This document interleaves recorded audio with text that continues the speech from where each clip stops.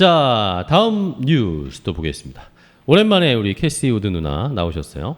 자, 캐시 우드 아크 인베스트먼트 최고 경영자가 테슬라에 대한 낙관적인 전망과 $2,000의 목표 주가를 고수한다라고 이야기를 했습니다. 캐시 우드가 7월에 밸런스와 인터뷰를 했는데 여기에서 최근에 테슬라 주식 매도, 이 아크 인베스트가 테슬라 주식을 매도했다는 이야기 저희가 체크를 해드렸었죠. 이것에 대해서 물어봤답니다. 왜 팔았습니까? 이랬더니 테슬라가 포트폴리오의 10% 이상이 되면은 우린 이걸 줄인답니다. 그러니까 기계적으로 줄인다는 거예요. 자기네들의 포트에서 비중이 테슬라가 10%가 넘어가면 자동적으로 10% 미만으로 되게 매도를 하는 것이기 때문에 이게 뭐 큰 일이 있어서 매도를 한 게 아니다라고 일단은 이야기를 했고, 네. 저평가된 다른 주식에 그런 자금을 재배치했다라고 이야기를 했답니다. 이러면서 차익 실현도 했을 거고요. 네, 그렇죠. 많이 올랐으니까 차익 실현 겸 이제 그러면서 비중이 커졌겠죠. 자기네들 포트에서 비중이 커졌기 때문에 금액으로 따졌을 때 비중 포트가 10%가 넘어왔겠죠. 이러면서 이 돈을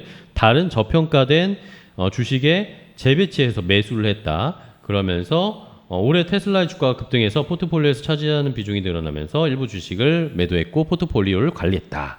이러면서 일단은 판 것에 대해서는 이렇게 얘기했고, 또 하나 이 테슬라의 가격 인하 정책 요것에 대해서도 캐시 우드가 이야기를 했는데, 테슬라가 가격을 인하한 이유로 테슬라에 대한 신뢰가 더 높아졌다라고 네. 이야기를 했습니다.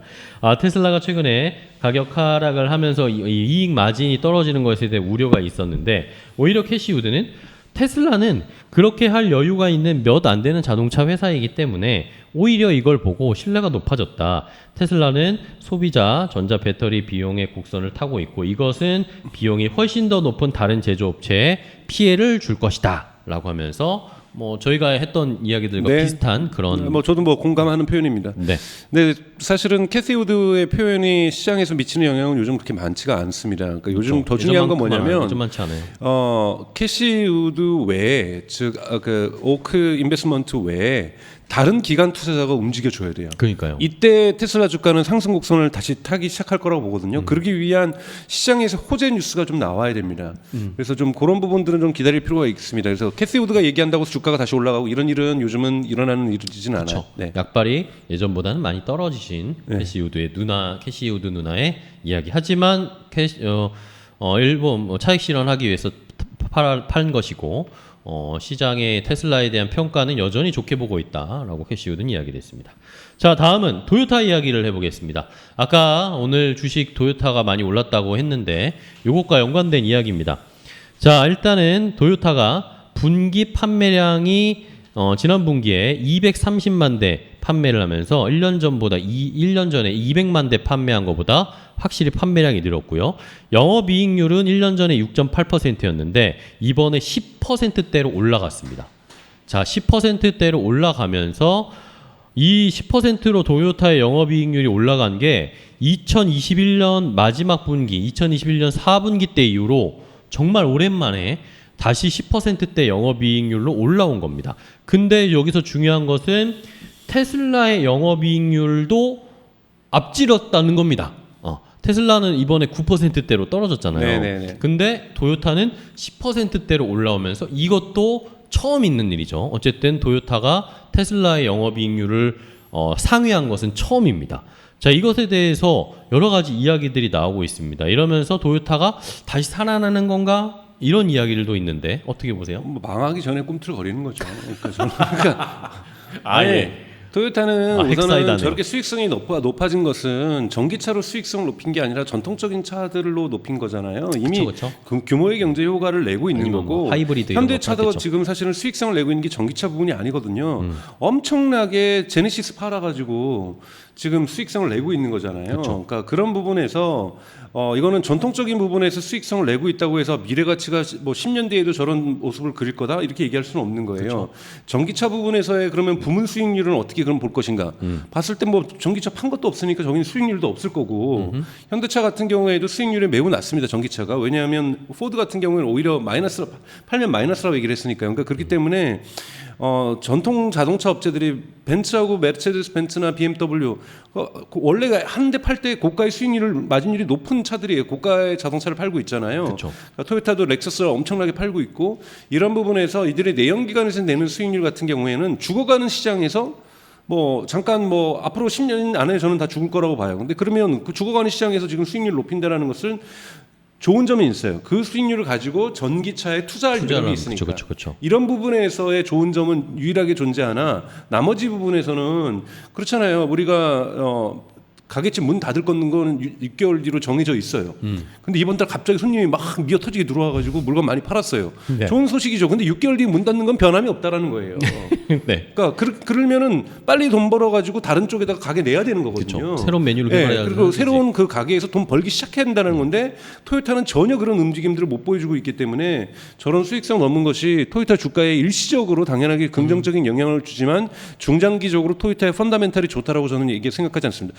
물론 여러분 기억하셔야 될 건 토요타는 전 세계 1위 기업이에요. 그렇죠. 차를 전 세계에서 가장 많이 파는 기업입니다. 네. 자, 그러면서 말씀해 주신 것처럼 그러면 도요타가 전기차를 얼마나 판매를 했을까 한번 체크를 해봤더니 도요타의 배터리 하이브리드 말고 배터리 전기차 판매가 전년 대비해서 623%나 성장을 했답니다. 네. 623%만 보면 엄청난 성장을 한 것 같죠. 근데 이 전체 도요타에서 생산하는 전기차, 배터리 전기차의 비중이 1.3%밖에 안 됩니다. 네. 그러니까 전체 도요타가 만드는 차 중에 순수 전기차는 1.3%밖에 안 만든다는 거예요. 그러니까요. 네. 근데 그러니까 작년에 별로 안 만들었으니까 이번에 만들기 시작하니까 이 생산량이 엄청 증가한 것처럼 보인 겁니다. 그러면서 이게 29,000대 정도밖에 안 된대요. 29,000대 수준. 반면에 테슬라는 같은 분기에 46만 6천 대 차량을 인도했죠. 네. 전년 동기 대비에 83% 증가했습니다. 뭐 이런 걸 보면 확실히 여러분들 감이 오시겠죠. 박사님이 무슨 말씀 하시는지 네. 딱 오는 겁니다. 자, 박희봉님 유튜브에서 댓글로 환율 효과도 있지 않을까요? 현대 기아차처럼 환율 효과도 좀 그렇죠. 있었잖아요. 요즘 엔화가 엄청나잖아요. 그렇죠. 엄청나게 가격이 평가 절하돼 있어서 아마 엔화로 만약에 바꿨으면 근데 제가 모르겠어요. 지금 미국으로 지금 나스닥에 상장돼 저기 미국에 하여튼 다우존스에 상장되어 네네. 있죠. 토요타가 그러면 아마 달러로 전환시키지 않았을까요? 그렇기 때문에 그쵸. 그러니까 오퍼레이팅 레이트라든지 이런 것도 다 달러에 기초해서 했을 거기 때문에 이건 저희가 한번 확인해 보겠습니다. 네. 뭐 환율 이 주식도 환율 효과가 있고 자동차 판매 자체도 미국에서 싸게 살 수 있으니까 일본 차를 사자라는 그런 심리가 발동됐을 수도 있겠죠. 좋습니다. 자, 다음 뉴스 보겠습니다. 운전 중인데 꼼짝 않는 운전대 테슬라 또 조사를 받는다라는 소식이 전해졌습니다.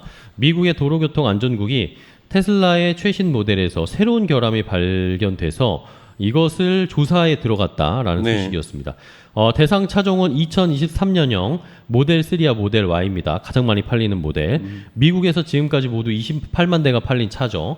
자, 그런데 여기에서 12건 정도의 오류가 발생됐다. 결함이 신고가 됐다는 겁니다.